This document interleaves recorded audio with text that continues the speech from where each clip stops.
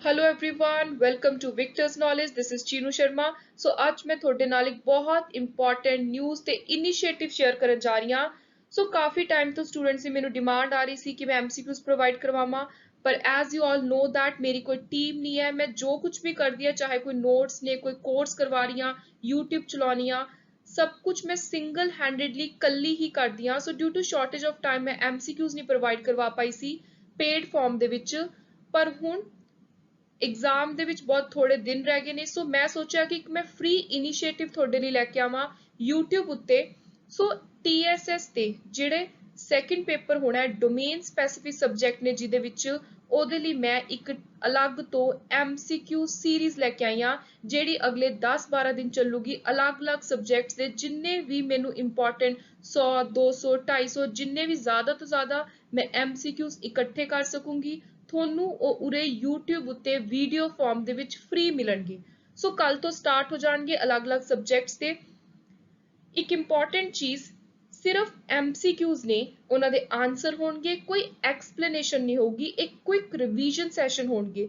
ਕਿਉਂਕਿ ਮੈਂ ਇਹ ਸਾਰੇ ਬੈਕਗ੍ਰਾਉਂਡਸ ਤੋਂ ਬਿਲੋਂਗ ਨਹੀਂ ਕਰਦੀ, ਸਾਰੇ ਸਪੈਸਿਫਿਕ ਐਕਸਪਰਟੀਜ਼ ਸਪੈਸਿਫਿਕ ਟੌਪਿਕਸ ਨੇ, ਸਬਜੈਕਟਸ ਨੇ। So I do not want to give wrong guidance to anyone, ਪਰ स्टूडेंट्स की डिमांड सी, इसलिए मैं सोचा कि थोड़ी हेल्प हो सके।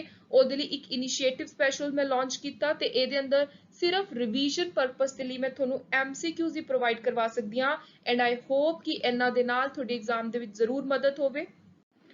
ਸੋ ਇਹ ਸਾਰੇ ਸਬਜੈਕਟਸ ਨੇ, ਜਿਵੇਂ ਸਾਈਬਰ ਸਿਕਿਉਰਿਟੀ ਤੇ ਸਾਈਬਰ ਕ੍ਰਾਈਮ ਹੈ, ਇਹਦਾ ਇਕੱਠਾ ਇੱਕ ਕੰਬਾਈਨਡ ਲੈਕਚਰ ਹੋਊਗਾ।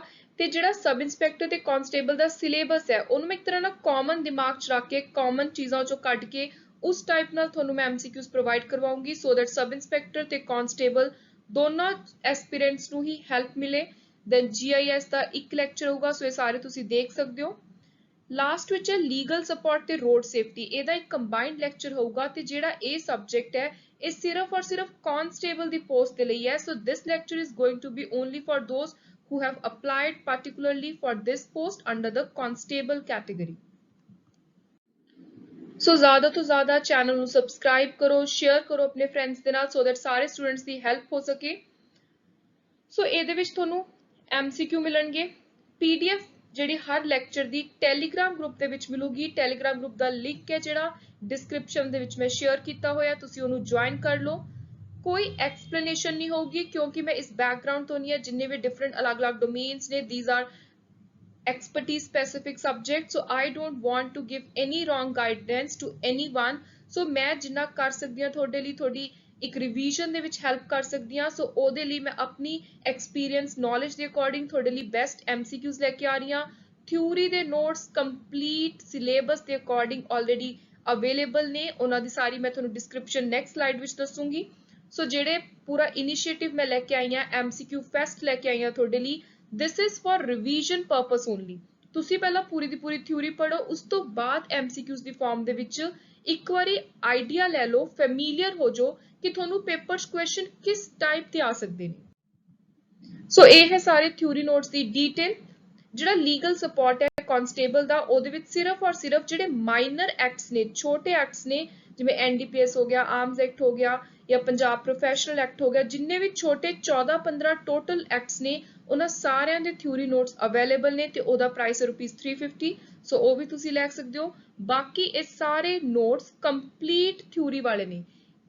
ਤੇ ਜਿਹੜਾ ਕਮਿਊਨਿਟੀ ਐਂਡ ਵਿਕਟਿਮ ਸਪੋਰਟ ਹੈ, ਇਹਦੇ ਨੋਟਸ ਸਿਰਫ ਔਰ ਸਿਰਫ ਸਬ ਇੰਸਪੈਕਟਰ ਦੇ ਸਿਲੇਬਸ ਦੇ ਅਕੋਰਡਿੰਗ ਅਵੇਲੇਬਲ ਨੇ ਤੇ ਟੋਟਲ 43 ਟੌਪਿਕ ਚੋਂ ਨੋਟਸ ਦੇ ਵਿੱਚ 32 ਟੌਪਿਕ ਨੇ।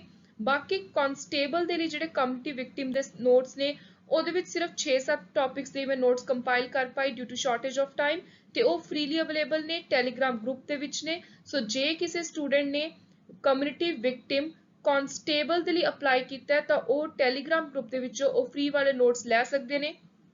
ਸੋ ਬਾਕੀ ਸਾਰੀਆਂ ਡੀਟੇਲਸ ਨੇ, ਪ੍ਰਾਈਸ ਦੱਸਿਆ ਹੋਇਆ ਹੈ, ਕਿਹੜੇ ਨੋਟਸ ਸਬ ਇੰਸਪੈਕਟਰ ਤੇ ਕਾਂਸਟੇਬਲ ਦੋਨਾਂ ਦੇ ਲਈ ਨੇ, everything has been included here. So ਜੇ ਤੁਸੀਂ ਨੋਟਸ ਬਾਏ ਕਰਨੇ ਨੇ ਜਾਂ ਤੁਹਾਡੀ ਕੋਈ ਹੋਰ ਕੁਐਰੀ ਹੈ, ਤੁਸੀਂ ਮੈਨੂੰ ਕਦੇ ਵੀ ਈਮੇਲ ਭੇਜ ਸਕਦੇ ਹੋ on legalvictor02896@gmail.com। So thank you and good luck.